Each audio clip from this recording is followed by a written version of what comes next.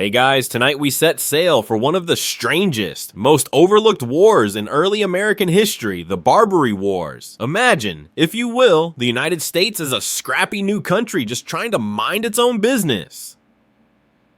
When suddenly 4 North African states, Tripoli, Algiers, Tunis, and Morocco pop up like an aggressive pop-up ad saying, "Pay us, or we'll sink your ships."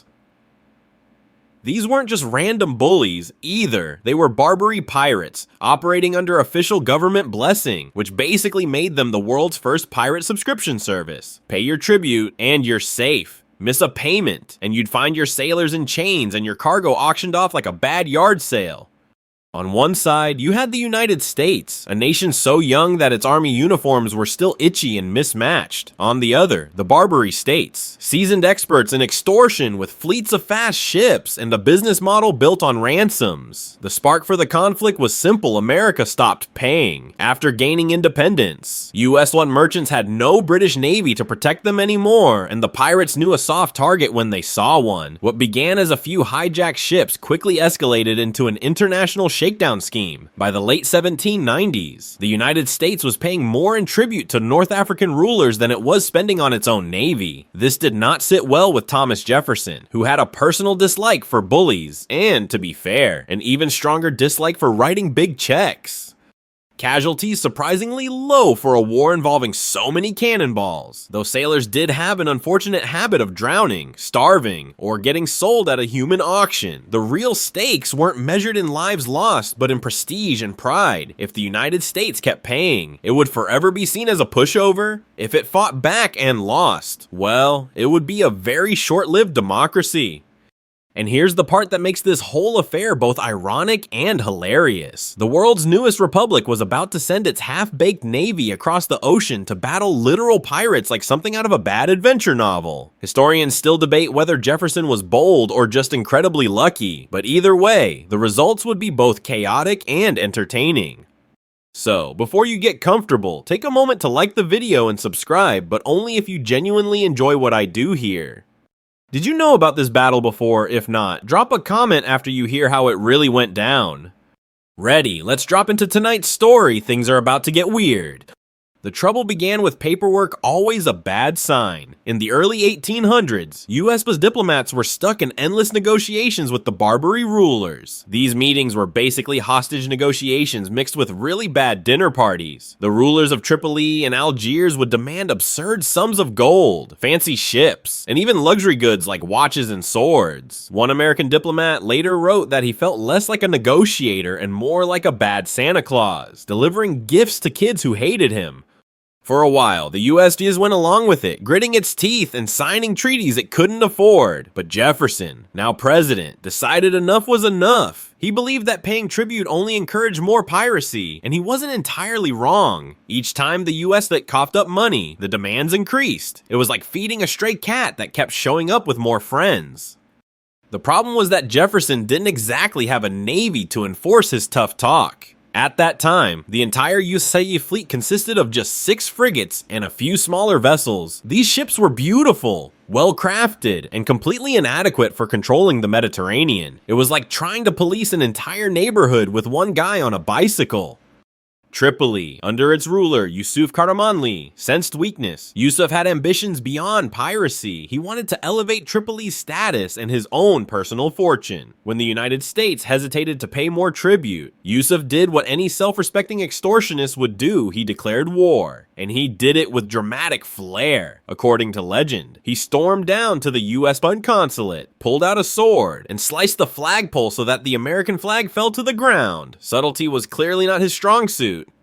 This declaration shocked the Americans, who had never faced a foreign war so far from home. The War of Independence had been hard enough, but at least that one had been fought in their own backyard. Now they were about to fight pirates on the other side of the world, in waters teeming with ships that could outmaneuver theirs. Even Congress, usually slow to act, realized that this was a big deal. Debates raged in Washington, with some politicians arguing for immediate action and others nervously suggesting, maybe we just send them a really nice fruit basket.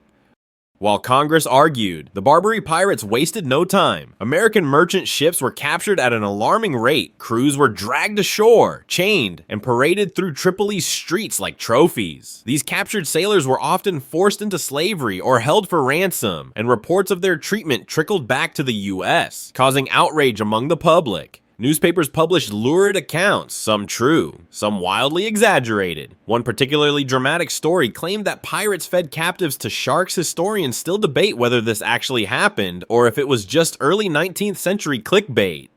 Jefferson finally convinced Congress to authorize military action. The fledgling Navy was dispatched. Its captains both nervous and excited. Many of them had never sailed beyond the Atlantic, let alone faced pirates in unfamiliar waters. As they set out, sailors cracked jokes to hide their fear. One reportedly said, "At least if we sink, we'll do it somewhere scenic."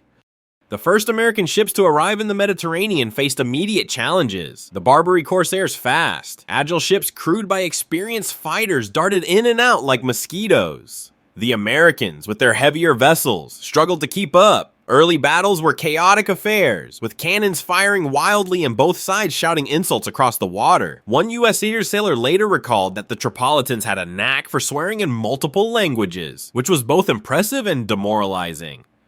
Despite these rocky beginnings, the Americans managed to establish a blockade of Tripoli's harbor. It wasn't perfect, more like a very leaky fence, but it began to choke off the pirates' supply lines. Jefferson's gamble was starting to pay off, at least a little. The stage was now set for a clash that would test the limits of America's tiny navy and its even tinier diplomatic corps. As the first shots echoed across the Mediterranean, no one could have predicted just how strange and memorable this war would become. From desert marches to daring raids, the Barbary Wars were about to deliver some of the most bizarre moments in early American history. The U.S.'s blockade of Tripoli was impressive in theory, but in practice, it was a bit like trying to stop a stampede of cats with a garden fence. The American frigates were sleek and well built, but there simply weren't enough of them to cover the entire coastline. The pirates knew these waters like the backs of their very calloused hands and slipped through gaps in the blockade with ease. Early reports sent back home painted the situation in vivid detail. Pirates would wait for American ships to get distracted, maybe a cannon jammed, maybe a sailor fell overboard yelling something unprintable, and then they'd dart out like kids stealing cookies. It was infuriating for the Americans, who were still adjusting to fighting in a completely new environment. One officer reportedly grumbled, "These corsairs vanish faster than politicians before tax season." Jefferson's Navy had been a controversial project from the start. Back when the United States was young and broke, many politicians argued that a standing navy was unnecessary. After all, the country barely had roads, let alone an international presence. But Jefferson insisted that if America was to be taken seriously, it needed a navy. He famously clashed with Alexander Hamilton over the issue, though Hamilton's solution would probably have involved somehow taxing rum and musket balls to pay for battleships the size of Rhode Island. The navy Jefferson ended up with was small but ambitious. The 6 original frigates, including the USS Constitution, which still floats today, were among the finest ships of their time. They were fast, heavily armed, and built with southern live oak so dense that cannonballs tended to bounce off, much to the frustration of enemies. But 6 ships against 4 pirate states was like showing up to a knife fight with one guy holding a slightly larger knife. The Americans began learning the hard way that the Mediterranean wasn't just about ships and cannons, it was about politics. 2, Britain and France, both of whom had extensive dealings with the Barbary states, weren't exactly thrilled about this new American interference. Sometimes they'd lend subtle support to the US, usually when it served their interests. Other times, they'd quietly look the other way while the pirates attacked American ships. It was a diplomatic game of whack-a-mole, and Jefferson had to navigate it carefully. Meanwhile, the sailors themselves were adapting to life far from home. The Mediterranean ports were unlike anything they'd seen before. Exotic spices, colorful markets, and mysterious customs filled their days when they weren't on duty.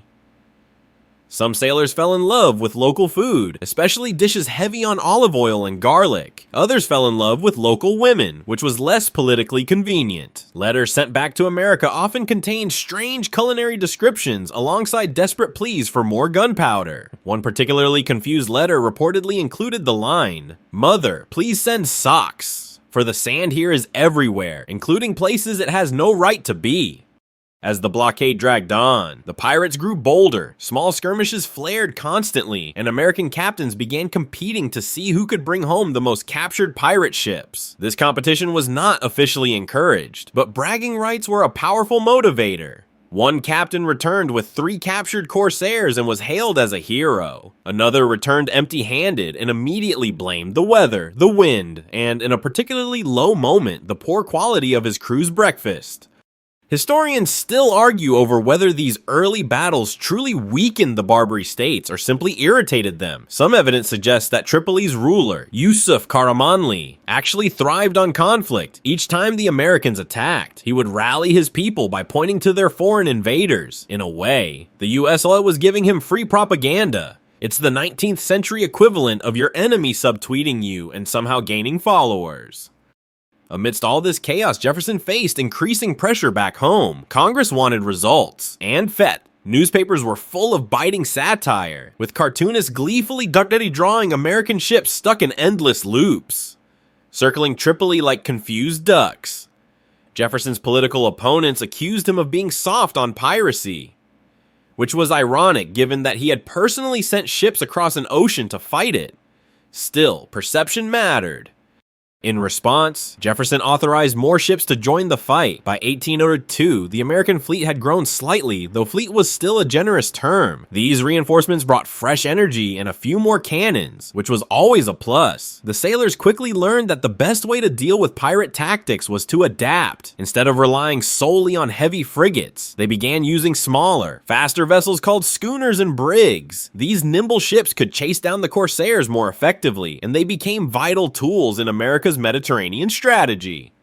One bizarre trivia nugget from this period involves a ship's pet monkey. According to contemporary accounts, one American vessel kept a small monkey on board as a mascot.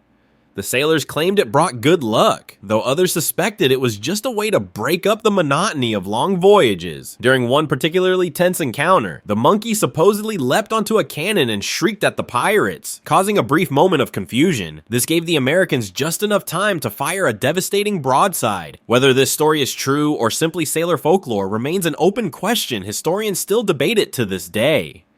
As battles continued, certain officers began to stand out. Among them was a young and ambitious lieutenant named Stephen Decatur. Though not yet a household name, Decatur was quickly earning a reputation for daring maneuvers and charismatic leadership. He had a knack for inspiring his men, partly through courage and partly through a complete disregard for his own safety, one sailor recalled. He'd stand there, cannonballs flying, and yell things like, "Come on, boys, let's make history." Meanwhile, I was trying very hard not to wet myself.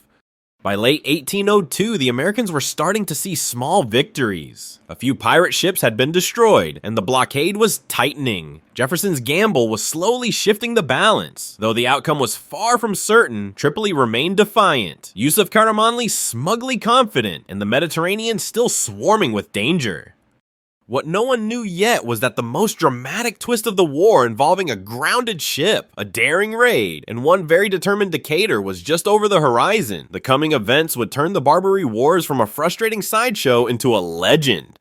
By 1803, the United States had finally accepted that this little pirate problem wasn't going away on its own. Jefferson's tiny navy, which still felt more like a scrappy startup than a global powerhouse, was now fully engaged in the Mediterranean. The president, ever the idealist, envisioned a decisive strike that would send a message to every Barbary ruler America wasn't going to be anyone's ATM.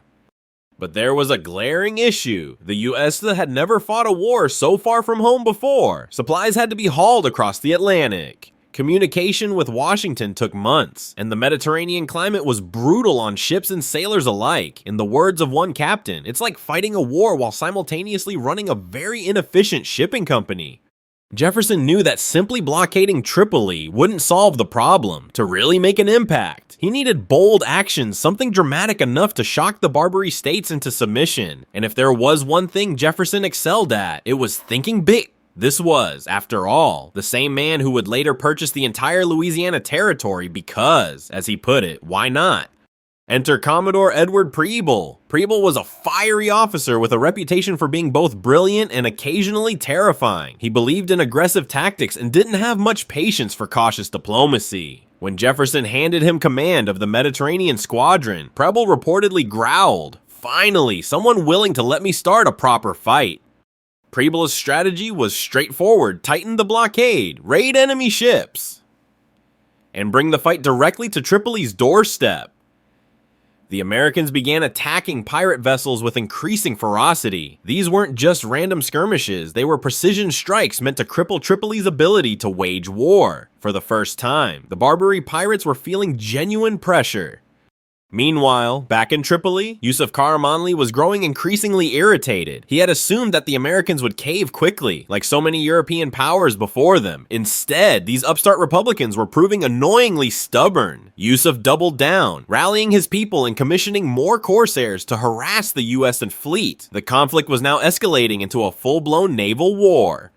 And then came the event that would define the entire conflict, the USS Philadelphia disaster. The Philadelphia was one of America's finest frigates, sleek, heavily armed, and crewed by some of the Navy's best sailors. In October 1803, while pursuing a pirate vessel, the Philadelphia ran aground on an uncharted reef just outside Tripoli's harbor. Panic ensued. The crew tried desperately to free the ship, tossing cannons and supplies overboard to lighten the load, but it was no use. Surrounded by enemy boats, the captain, William Bainbridge, had no choice but to surrender.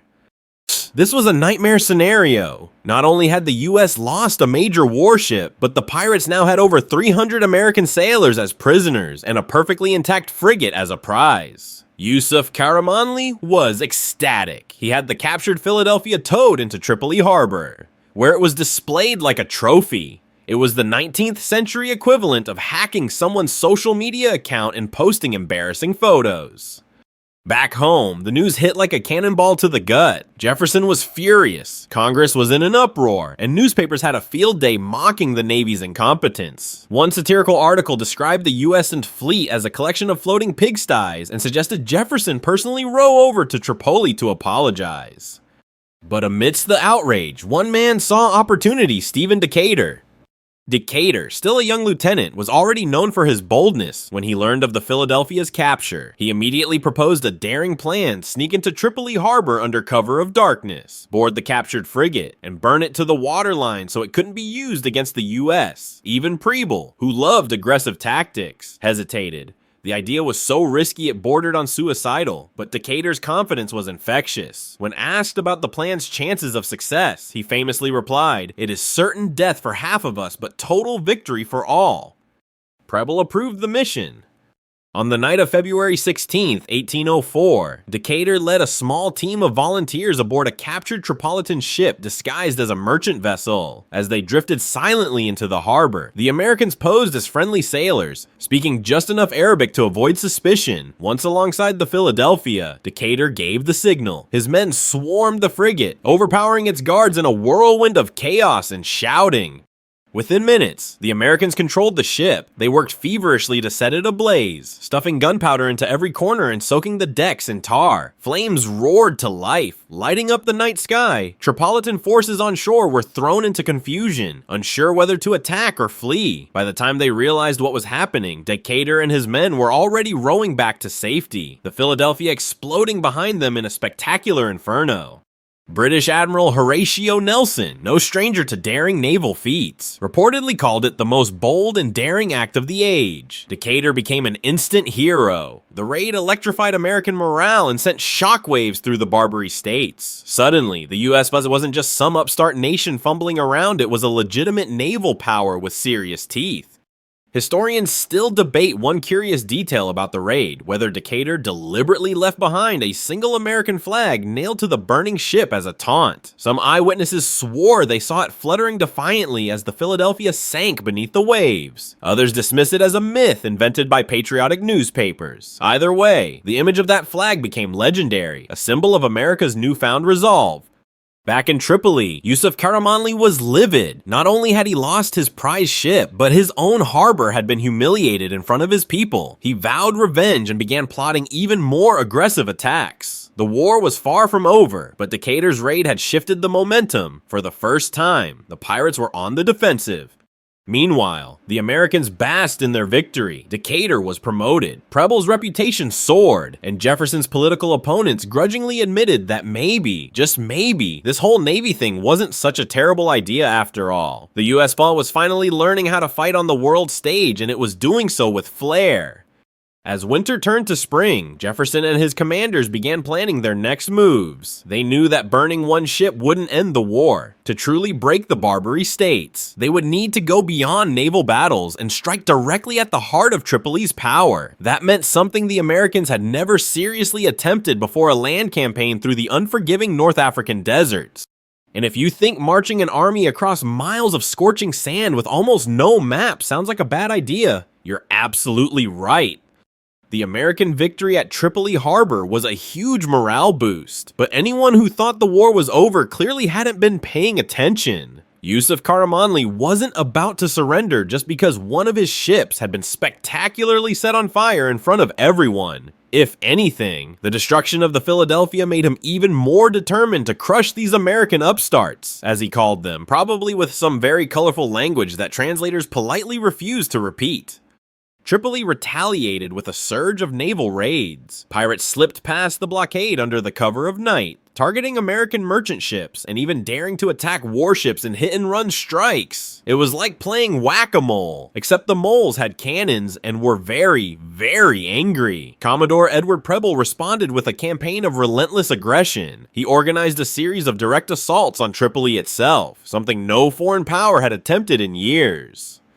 These attacks weren't just bold, they were downright theatrical. Preble's ships bombarded Tripoli's harbor while landing parties stormed the shores, trying to destroy pirate fortification. Each battle was a chaotic mix of cannon fire, shouting, smoke, and sand. One sailor later described it as a particularly violent beach party, but with fewer coconuts and more exploding things.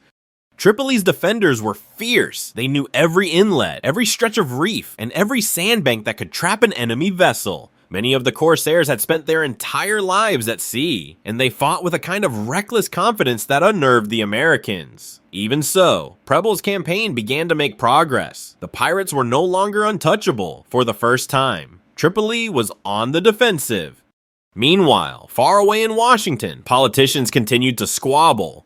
Some congressmen argued that the war was costing too much and accomplishing too little. Others saw it as a vital test of America's credibility. Jefferson, caught in the middle, tried to strike a balance. He didn't want to bankrupt the young republic, but he also couldn't bear the thought of slinking away defeated. His private letters from this period are full of frustration, with one famously containing the line, "It is easier to reason with the wind than with Congress."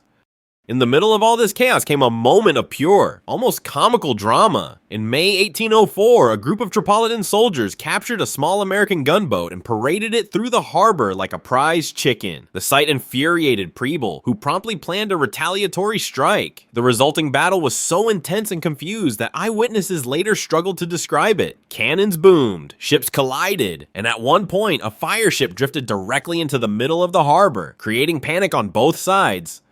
The climax came when Stephen Decatur personally boarded an enemy vessel in hand-to-hand combat. During the fight, Decatur's own brother James was killed by a Tripolitan officer. Enraged, Stephen charged the officer and engaged him in a brutal duel on the deck. According to accounts, the two men hacked and slashed at each other while sailors from both sides watched in stunned silence. Decatur finally prevailed, avenging his brother's death in dramatic fashion. This moment cemented his reputation as not just a naval hero, but a living legend.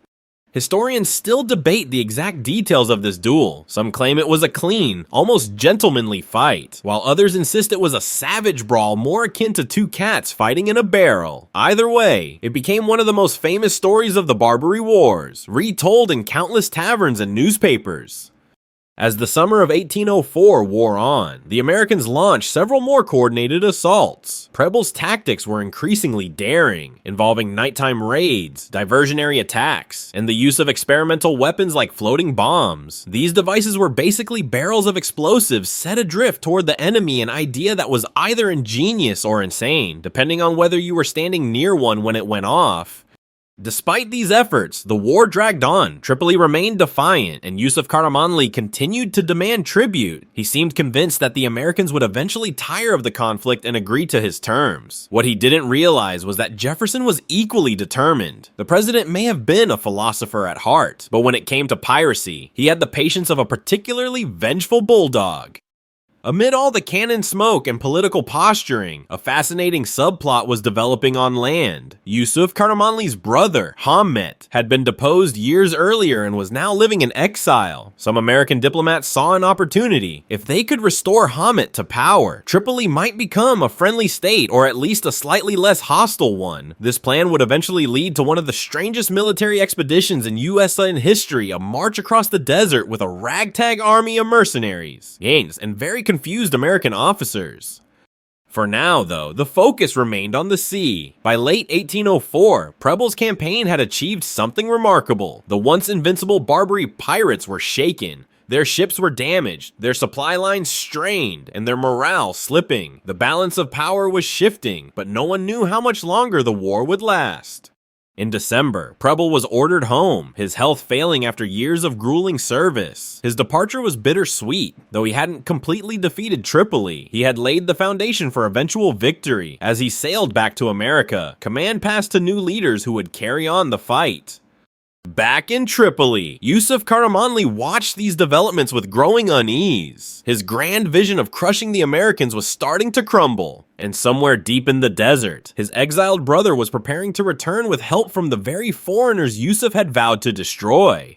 The stage was set for an even stranger chapter in this already bizarre war, one that would see American forces trading ships for camels and learning firsthand why sand and muskets don't mix. If you thought burning the Philadelphia was the climax of the story, think again, that was just the warm-up act. Now we come to the part of the war where strategy, desperation, and outright lunacy combined into one grand experiment, a land campaign across the North African desert. The idea was, on paper, straightforward. Jefferson's administration figured, hey, instead of just pounding Tripoli from the sea, why don't we help Yusuf Karamanli's exiled brother, Hamit, march back in and overthrow him in practice? It was like saying, instead of solving this problem with a hammer, let's use a flaming porcupine. The plan involved coordinating with local tribes, recruiting mercenaries, and somehow moving an army through hundreds of miles of hostile terrain with limited supplies. No one involved had ever done anything like this before, and it showed. The man chosen to lead this bizarre expedition was William Eaton, a former army officer and diplomat. Eaton was charismatic, brave, and just the right amount of unhinged for a mission like this. He had a knack for convincing people to follow him, even when he wasn't entirely sure where he was going. When he pitched his plan to Jefferson, he made it sound almost reasonable: a quick march, a surprise attack on Tripoli, and a glorious victory. Jefferson, desperate for any advantage, gave him the green light. Eaton's army was a fascinating mix of characters. There were a handful of U.S. Marines, the famous Few Good Men, plus a large group of mercenaries recruited from local tribes. These mercenaries were motivated by promises of gold, glory, and possibly just the sheer fun of kicking Yusuf Karamanli out of power. Along for the ride were camels, which served as both transportation and occasionally emergency food sources. Historians still debate whether the Americans ever actually ate a camel, but the supply logs do list a suspicious number of missing animals. From the very start, the expedition was plagued by logistical nightmares. The desert was brutally hot by day and freezing by night. Maps were unreliable, water sources were scarce, and the mercenaries had a tendency to argue loudly about everything from pay to marching order. At one point, Eaton reportedly had to break up a near riot over who got to ride the last remaining horse. His solution was simple: nobody got the horse walked too. As the march dragged on, morale plummeted. The Americans, unused to desert warfare, struggled to adapt. Sand got into everything: clothes, food, weapons, even the gunpowder. One Marine wrote in his journal, "I am convinced the devil himself lives in this sand, and he has chosen to torture us personally." Another simply scrawled, "Send shoes." Despite these hardships, Eaton managed to keep the force moving. His secret weapon was sheer audacity. Whenever mutiny seemed imminent, he'd rally the men with speeches about honor, destiny, and the sweet, sweet loot that awaited them in Tripoli. Sometimes it worked, sometimes it didn't. One mercenary, unimpressed by Eaton's oratory, reportedly muttered, "Honor does not pay for camel feed." Meanwhile, Yusuf Karamanli had no idea this desert column was coming for him. His focus remained on the naval war, where Preble's successors continued to harass his fleets. Yusuf believed that as long as he held Tripoli itself, he could weather any storm. The idea of his exiled brother returning at the head of a foreign-backed army didn't even cross his mind until it was too late. After a grueling 600-mile trek, Eaton's force finally reached the coastal town of Derna in April 1805. Derna was strategically vital. Capturing it would give the Americans a foothold on Tripoli's eastern flank. Eaton gathered his exhausted troops for one final pep talk. According to legend, he declared, "You are now about to set the example to the world of fighting for liberty on foreign shores." The Marines probably just nodded and muttered, "Cool speech, but can we please get some water first?" The Battle of Derna was chaotic and bloody. Eaton's force attacked with a mix of musket fire, bayonet charges, and sheer determination. The U.S.'s Marines played a crucial role, storming enemy positions under heavy fire. It was during this battle that the famous line from the Marine Corps hymn was born, "From the halls of Montezuma to the shores of Tripoli." Yes, this was that Tripoli. The Americans and their allies fought fiercely, and by the end of the day, Derna was theirs. It was a stunning victory, achieved against overwhelming odds. Eaton's gamble had paid off at least temporarily. The sight of the stars and stripes flying over a captured Barbary town sent shockwaves through the region. For the first time, the pirates realized that the Americans were not just stubborn, but genuinely dangerous. But the victory came at a price. Supplies were nearly exhausted, casualties were high, and Yusuf Karamanli was now fully aware of the threat. He began massing forces to retake Derna, setting the stage for a protracted siege. Eaton, stuck in a hostile city with limited reinforcements, sent frantic messages to the USD fleet begging for help. Back at sea, the Navy continued to apply pressure. American ships bombarded Tripoli's harbor, intercepting corsairs and cutting off supply lines. The combined effect of land and sea operations began to tilt the balance decisively in America's favor. Yusuf faced a stark choice: continue fighting and risk losing everything, or negotiate peace. Historians still debate whether Yusuf ever seriously considered fleeing.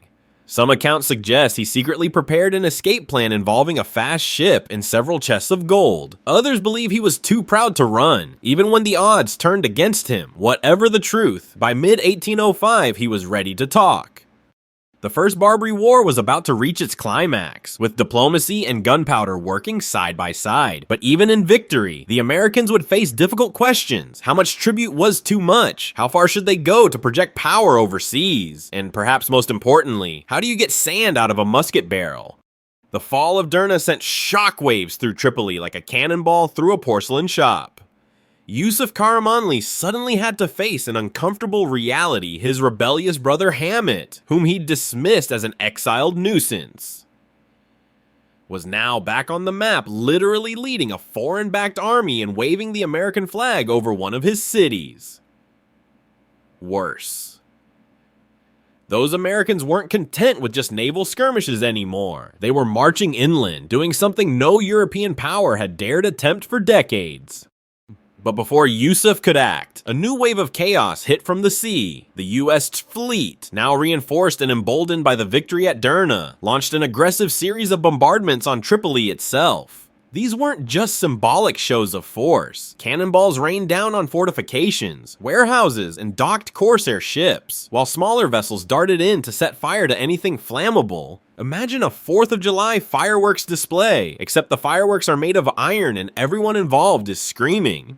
Yusuf's forces scrambled to respond. His corsairs were brave, but their numbers were dwindling. Each loss cut into both morale and profits. And piracy, after all, was a business as much as a lifestyle. Some captains started quietly questioning whether this war was worth it. Yusuf, furious at any hint of disloyalty, responded by doubling the punishments for desertion. Unfortunately, this didn't stop some crews from simply vanishing into the night with their ships. Historians still debate whether these deserters were motivated by fear, greed, or just the universal desire to not be bombarded by angry Americans. Meanwhile, on the American side, Stephen Decatur was rising even higher in fame. His raid to destroy the Philadelphia had already made him a household name, but now he was being treated like a full-blown naval action hero. Newspapers back home printed dramatic engravings of him leaping across decks, sword raised, like some kind of 19th century action figure. Decatur, for his part, remained focused on the mission, though one letter home reportedly included the humble brag. "Tell mother I have now set fire to more enemy ships than any man living." Commodore Edward Preble's replacement, Commodore Samuel Barron, wasn't quite as fiery as his predecessor, but he was determined to keep up the pressure. The blockade tightened, cutting off vital supplies to Tripoli. Yusuf's once thriving port city began to feel the strain. Food prices skyrocketed, tempers flared, and the local population began grumbling about the endless war. Yusuf, never one to take criticism lightly, cracked down on dissent, which only fueled more unrest. It was a vicious cycle, and the Americans were only too happy to keep feeding it. But as the Americans pushed forward, a curious question lingered: what exactly was their endgame? Jefferson had never wanted a full-scale conquest. He simply wanted to stop paying tribute and protect American commerce. Yet here they were, besieging cities and propping up rival claimants to foreign thrones. It was, as one congressman later put it, an adventure that began as self-defense and ended as imperial improv theater. Back at Derna, William Eaton faced a new set of problems. Holding the city was proving even harder than capturing it. Supplies were scarce, the desert heat was merciless, and Yusuf's forces were massing nearby for a counterattack. Worse, the mercenaries Eaton had recruited were growing restless. Payment was late, and their loyalty was directly proportional to the amount of gold in their pockets. At one point, a group of mercenaries threatened to switch sides unless they received immediate compensation. Eaton, sweating bullets in every sense of the word, had to scrape together emergency funds to keep them from defecting on the spot. Despite these challenges, Eaton and his ragtag army held firm. When Yusuf's troops finally launched their assault, the defenders repelled them in a furious battle that raged for hours. The U.S.'s Marines, though heavily outnumbered, fought with tenacity and discipline. Their actions at Derna cemented their place in military history and gave rise to the enduring Marine Corps legacy of bravery on the shores of Tripoli. Historians still argue about a peculiar piece of trivia from this battle, according to some accounts. A local goat somehow wandered into the middle of the fight and became an accidental mascot for the Marines. Soldiers supposedly risked their lives to rescue the terrified animal, which later traveled back to America and lived out its days as a minor celebrity. Whether this goat actually existed remains a mystery, but it's the kind of story Marines love to tell at reunions after a few drinks.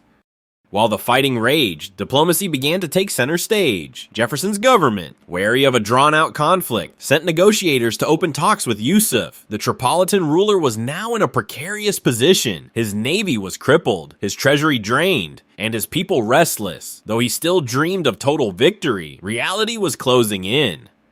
The negotiations were tense. Yusuf demanded hefty payments to release American prisoners and end the war, while the U.S. envoys insisted on reduced tribute and guaranteed protection for their ships. Both sides bluffed and postured, dragging the talks on for weeks. One American diplomat later wrote, "Arguing with Yusuf was like playing chess with a cat pieces were constantly being knocked over, and sometimes he simply walked away." Finally, in June 1805, a treaty was signed. The U.S. agreed to pay a one-time ransom for its captured sailors, but refused to resume regular tribute payments. In return, Tripoli pledged to cease attacks on American shipping. It wasn't a perfect victory, but it was a decisive shift in policy. For the first time, the United States had stood up to the Barbary states and forced them to accept new terms. When news of the treaty reached Derna, Eaton was furious. He believed they were on the brink of total victory and saw the agreement as a betrayal. To make matters worse, part of the deal required withdrawing support for Hamid, Yusuf's exiled brother. Eaton had to abandon both the city and his ambitious dream of regime change. He and his men staged a reluctant retreat, marching back through the desert they had fought so hard to cross. Eaton would later testify before Congress, loudly criticizing Jefferson's decision and sparking heated debates about foreign policy. Back home, however, the public celebrated. The First Barbary War had ended with America's honor intact and its sailors freed. The phrase "to the shores of Tripoli" became legendary, a reminder that the young republic could project power far beyond its borders when necessary. But even as Americans cheered, trouble was already brewing. The Barbary States had been chastened, but not destroyed. Yusuf Karamanli still held his throne, and other North African rulers were watching closely. They had accepted peace for now, but deep down, everyone knew this story wasn't quite over. Because in just a few years, thanks to a completely different war involving Britain, Europe, and one very short French emperor, the pirates would get another chance to test America's resolve. And this time, they'd regret it even more. The Treaty of Tripoli brought the First Barbary War to a close. But the peace was about as sturdy as a leaky rowboat. For a while, things were calm. American merchant ships resumed their voyages. Sailors sang sea shanties without constantly looking over their shoulders. And Jefferson's administration congratulated itself on a job well done. It seemed like piracy had finally been beaten back. But if history has taught us anything, it's that pirates, much like bad movie sequels, always come back.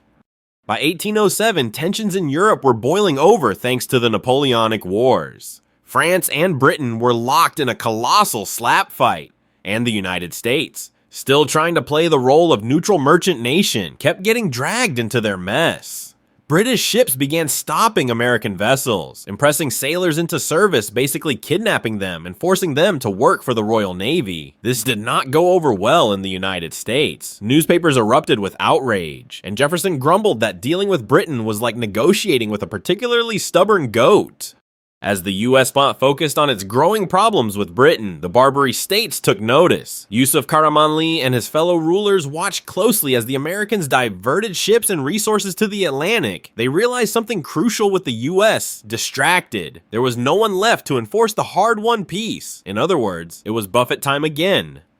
And so, quietly at first, piracy resumed. American merchants reported suspicious shadows on the horizon, then outright attacks. Captured crews were marched through coastal towns like prize cattle, just as they had been before the war. It was as if the First Barbary War had never happened. Some sailors even recognized their old captors, who greeted them like returning customers at a very aggressive tavern. Welcome back, one Tripolitan captain supposedly said. We've missed your fine cargo. By 1812, the United States had officially declared war on Britain, a conflict that would become known as the War of 1812. This was not great timing for American trade in the Mediterranean, with the bulk of the U.S. Navy tied up fighting the British. Yusuf saw his chance. He figured the Americans couldn't fight two wars at once and began openly attacking their ships again. The other Barbary states, never ones to miss a good opportunity, joined in. This was the opening act of what historians now call the Second Barbary War, though at the time. Most Americans just called it, oh great, this nonsense again. Back in Washington, President James Madison was dealing with a nightmare balancing act. On one hand, the British were burning the White House and causing general mayhem. On the other, pirates were back to demanding tribute. Madison's cabinet meetings reportedly sounded like a bad comedy sketch. Sir, the British have invaded our capital. Also, pirates have captured 3 ships. Can we deal with one disaster at a time, please? The War of 1812 stretched American resources to the breaking point. For a while, the Mediterranean was left to fend for itself. Merchants took extra precautions, hiring armed escorts and praying loudly before each voyage. But without direct naval protection, losses mounted, insurance rates skyrocketed, and some trading companies went bankrupt. One historian dryly noted, at this point, a merchant captain's greatest enemy was not the pirate's sword, but the accountant's pen.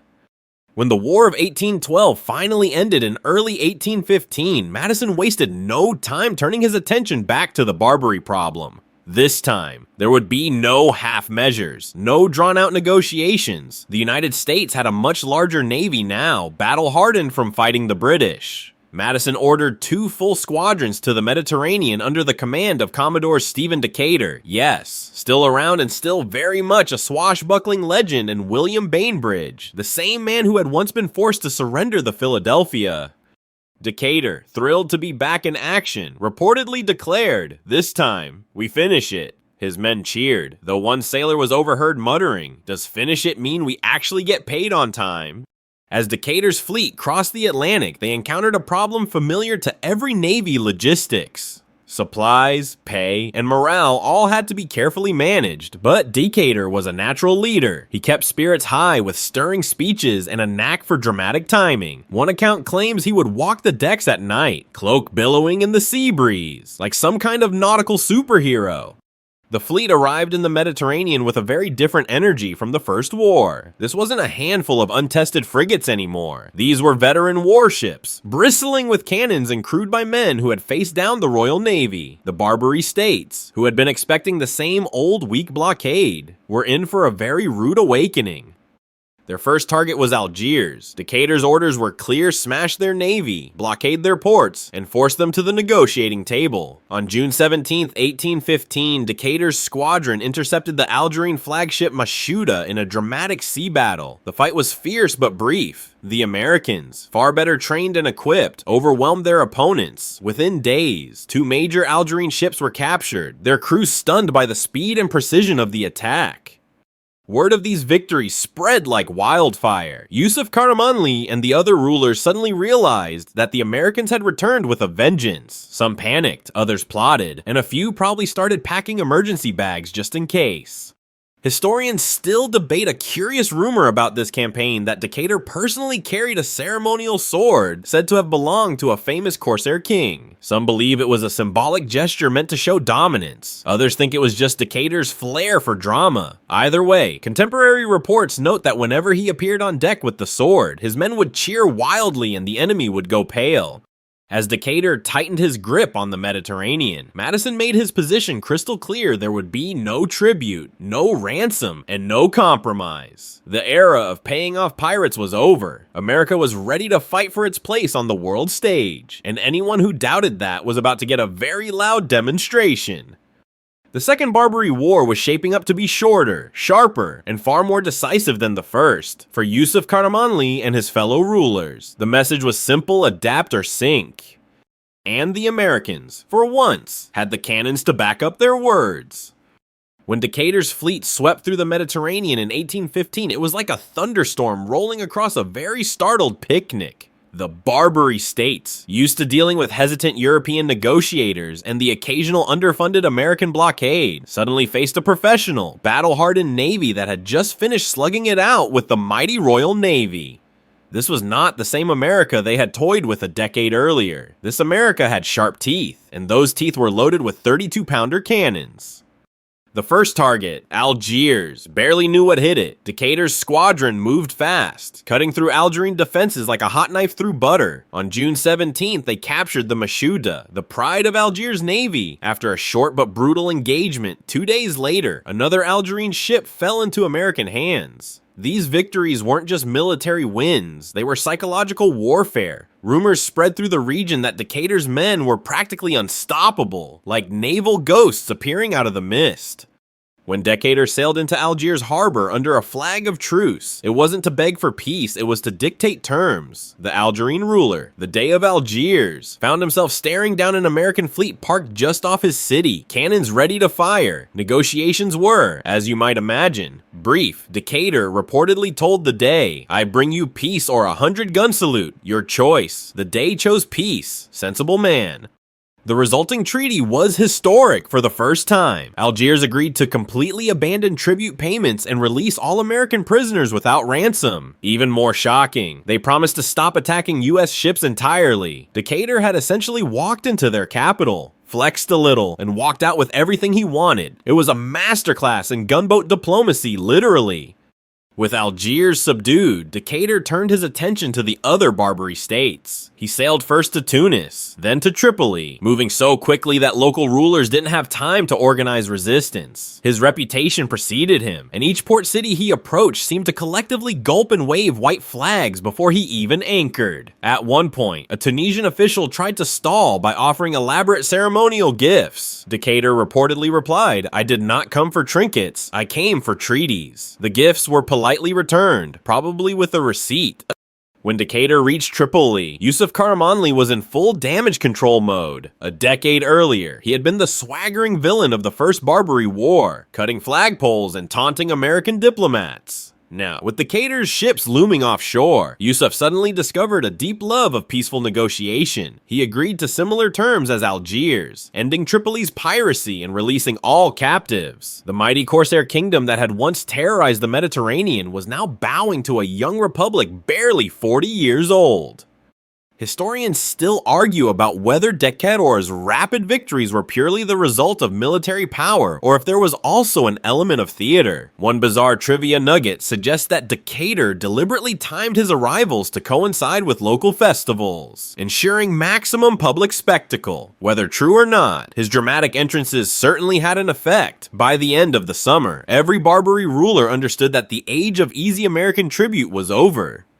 Back home, the news was met with jubilation. After years of humiliation and frustration, the US had finally asserted itself on the world stage. Newspapers hailed Decatur as a hero, Jefferson's earlier policies were vindicated, and President Madison basked in the political glow of victory. The Marine Corps proudly added to the shores of Tripoli to its hymn, ensuring that future generations would always remember where their legacy began.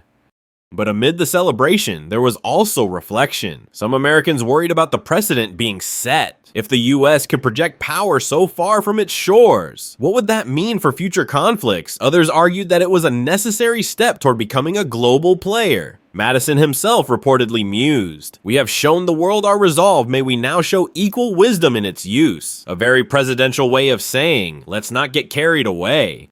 As Decatur prepared to return home, he left behind a transformed Mediterranean. The Barbary states, once the scourge of international trade, were now shadows of their former selves. European powers, who had quietly watched the Americans with skepticism, were forced to admit that the upstart republic had accomplished what they had failed to do for centuries. It was a major shift in global perception and a warning to anyone who might underestimate the United States in the future. Of course, this being history, not everyone got the memo. Some pirate factions attempted to continue operations in secret, hiding out in remote coves and preying on isolated ships. Decatur's successors spent years hunting down these remnants, like playing the world's most frustrating game of maritime hide-and-seek. But the era of large-scale, state-sponsored piracy in the Mediterranean was effectively over. One curious mystery remains from this period. Several eyewitnesses claim that during his final victory lap, Decatur ordered the raising of a strange flag on his flagship, not the stars and stripes, but a personal banner featuring a coiled serpent. No physical evidence of this flag has ever been found, and some historians dismiss it as legend. Still, the story persists, adding a touch of swashbuckling myth to Decatur's already larger-than-life persona. By late 1815, as Decatur's fleet sailed triumphantly back across the Atlantic, the Barbary Wars were truly finished. America had gone from being a cash-strapped newcomer to a recognized naval power. The message was clear: tribute was dead, and anyone who tried to extort the United States would face cannons, not coins. For Yusuf Karamanli and his fellow rulers, it was the end of an era. For the Americans, it was just the beginning of a much larger story, one that would see them venture ever further into the complex web of international politics, for better or worse. And for the sailors who had fought through it all, it was finally time to go home, kiss the ground, and maybe never look at another camel again. As the dust settled from Decatur's whirlwind campaign, the Mediterranean was transformed almost overnight. The once feared Barbary corsairs now faced a sobering reality: the game was over. For centuries, their entire business model had revolved around shaking down European powers and collecting tribute. Now, thanks to a young upstart nation that barely existed a few decades earlier, that lucrative system lay in ruins. The US Navy, flush with victories and riding high on confidence, wasn't done just yet. Decatur had signed treaties with Algiers, Tunis, and Tripoli, but he wanted to make sure everyone understood that these weren't mere scraps of paper. He kept his fleet visible and intimidating, cruising up and down the North African coast like a pack of wolves showing off their teeth. Everywhere they went, locals whispered about the Americans who don't pay. It was a powerful message: no more gold for peace, only peace through strength. Back home, however, the reaction was more complicated. On one hand, the public celebrated wildly. Newspapers printed triumphant headlines. Taverns rang with toasts to Decatur. And schoolchildren memorized patriotic verses about freedom's banner rising over Tripoli. Merchants, freed from the nightmare of piracy, breathed easier knowing they could finally sail without paying bribes to every petty tyrant with a boat. On the other hand, politicians in Washington were grappling with bigger questions. The United States had just waged 2 wars at opposite ends of the globe, one against Britain, the world's most powerful empire, and one against a network of pirate states halfway across the ocean. What did that mean for the future? Would America now be expected to act as a global policeman, or was this simply a one-time show of force? James Madison, always the cautious thinker, urged restraint in private letters. He warned that victory could breed arrogance. "Let us not mistake our triumph for invincibility," he wrote, a polite way of saying, "Don't let this go to your heads." His cabinet, however, was divided. Some wanted to expand the Navy further, envisioning a future where American ships patrolled every major sea lane. Others argued for scaling back, fearful of becoming entangled in endless foreign quarrels. Meanwhile, in Europe, the reaction was one of grudging respect mixed with mild embarrassment. Britain and France, who had spent centuries paying off the Barbary states, suddenly realized that the Americans had solved a problem they'd long considered unsolvable. British diplomats tried to spin the situation by claiming they had allowed the US to take the lead, but nobody really believed it. One French observer dryly noted, "The Americans have done in months what we would not dare in years." As for Yusuf Karamanli, the once proud ruler of Tripoli, his world had shrunk dramatically. Gone were the days of cutting down flagpoles and swaggering through his palace while gold tribute poured in. Now he was reduced to quietly managing his city while keeping a wary eye on Decatur's fleet. Rumors swirled that he spent his evenings muttering about those blasted Americans while staring at a map of the Mediterranean, wondering where it all went wrong.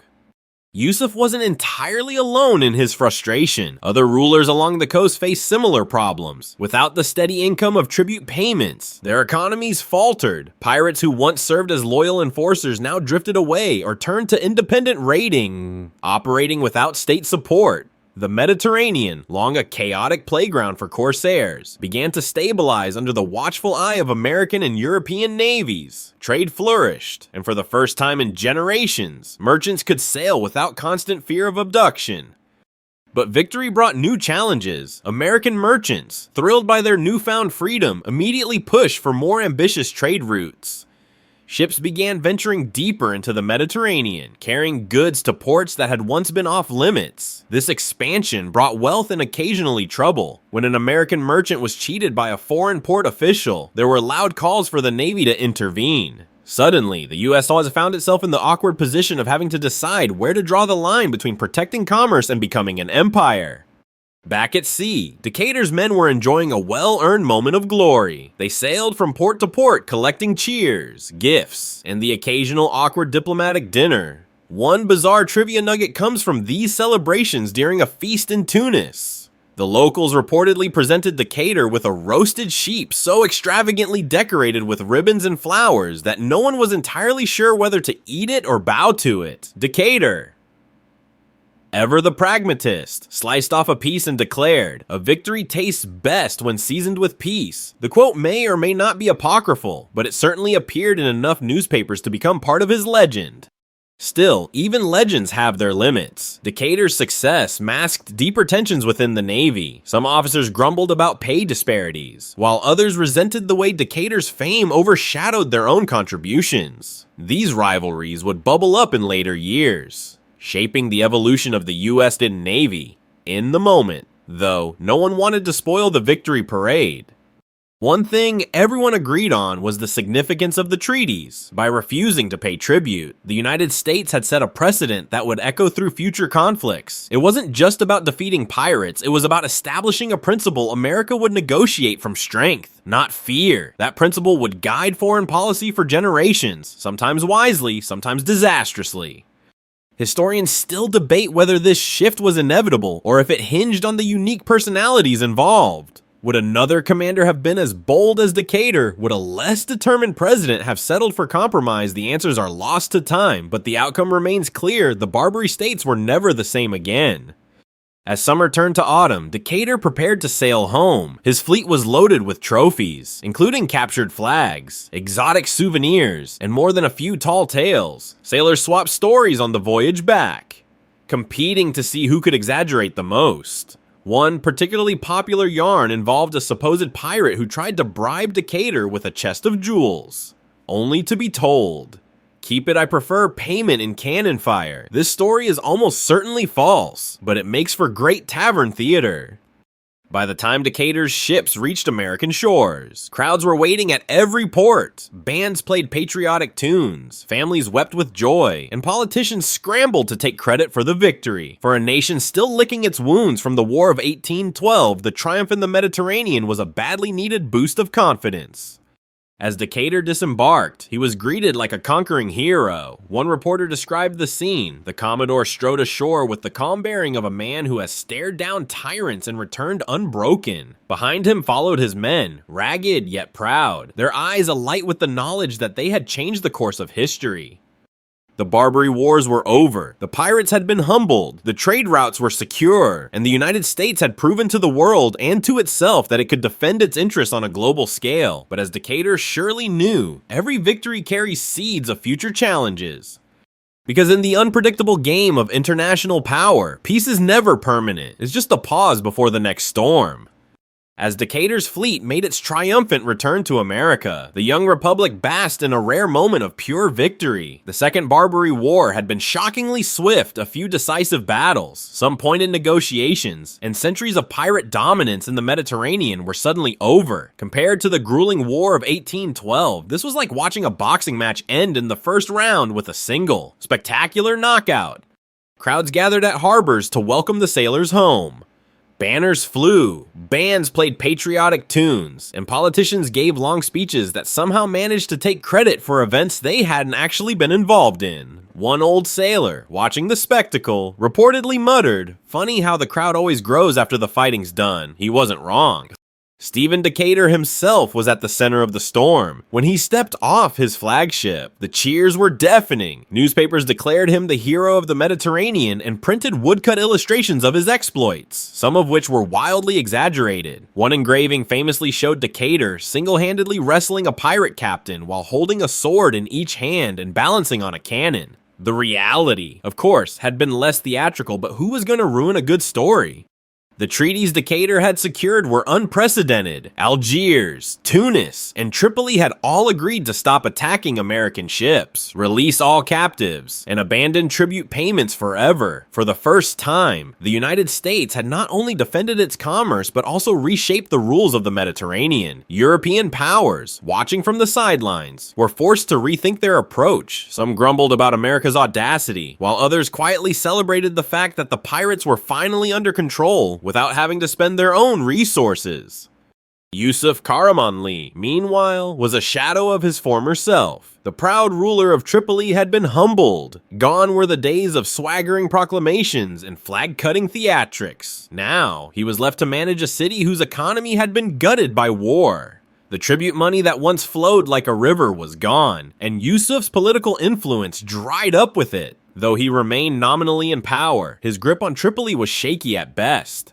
It's said that Yusuf kept a single American coin on his desk as a reminder of his greatest mistake, underestimating a nation that had barely existed a generation earlier. Whether this story is true or just poetic invention, it captures the sense of irony perfectly. Back in the United States, the Navy's victory sparked a national debate. Some leaders hailed it as proof that America was ready to take its place among the world's great powers. They argued for building a larger fleet, expanding overseas trade, and taking a more assertive role in global affairs. Others were deeply uneasy. They feared that flexing too much muscle abroad could lead to imperial overreach, turning the Republic into the very kind of empire it had fought to escape. President Madison, ever cautious, tried to strike a balance. In his address to Congress, he praised the courage of the sailors and the justice of their cause, but warned against arrogance. "Let our triumphs be tempered with wisdom," he urged, as if he already suspected that America's future adventures overseas might not always be so clean or decisive. For ordinary citizens, the end of the Barbary Wars meant something far simpler: safety and prosperity. Merchants could now send ships across the Atlantic without paying outrageous bribes or fearing that their crews would end up chained in foreign dungeons. The Mediterranean became a highway for commerce instead of a hunting ground for pirates. Trade boomed, and with it, the young nation's economy. One delightful trivia nugget emerged from this post-war period. A group of sailors from Decatur's fleet supposedly pooled their prize money to open a tavern in Boston. The establishment was named the Tripoli Victory and became famous for serving a particularly potent rum punch called Decatur's Revenge. Historians have never confirmed this tale, but local folklore insists that the recipe survived for decades and that it was strong enough to make even the most battle-hardened Marine weep. Despite the celebration, loose ends remained. Some smaller pirate factions refused to accept defeat and continued their raids in secret. The US Navy spent the next few years hunting down these holdouts, often in tedious missions that lacked the drama of the earlier battles. It was a bit like trying to mop up a spill long after the party's over necessary, but not exactly glorious.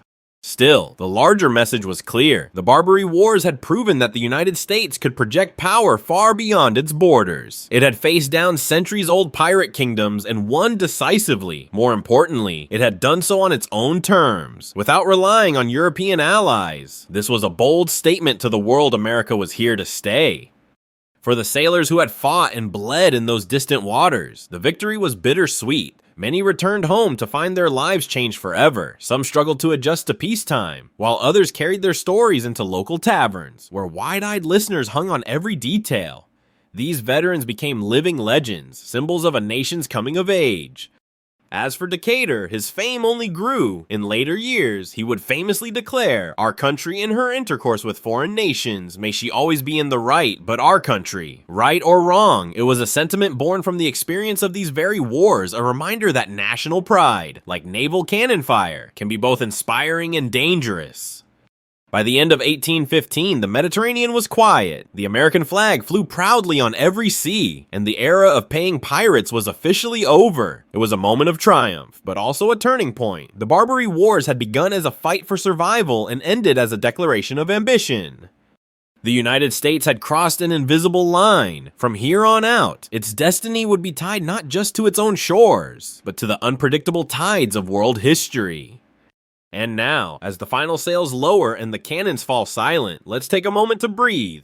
The story of the Barbary Wars was loud, chaotic, and full of larger-than-life characters, but in the end, it was also a story about beginnings.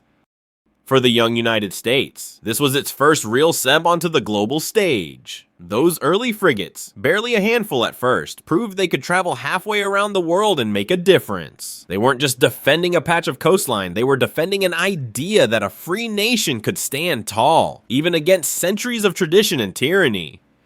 Think about what it meant for the sailors who fought there. Many of them had grown up in small towns, never imagining they'd one day sail past the great stone fortresses of North Africa. They endured endless months at sea, strange foreign ports, battles that shook the decks beneath their feet, and the long, uncertain wait for news from home. Through it all, they carried not just muskets and cutlasses, but also the hopes of an entire nation. Tonight, we can let their story rest. The Mediterranean is calm now, its waters reflecting the same moonlight those sailors once saw. The pirates are gone, their ships scattered to history, their names fading like the smoke of vanished cannon fire. As you close your eyes, picture the quiet harbor at dawn, sails furled, and the first rays of sunlight glinting on calm waters. No more shouting, no more gunpowder, just peace. The world moves on, as it always does, and though new storms will rise, for this moment, we can simply drift safe and at peace, like a ship finally home from the sea.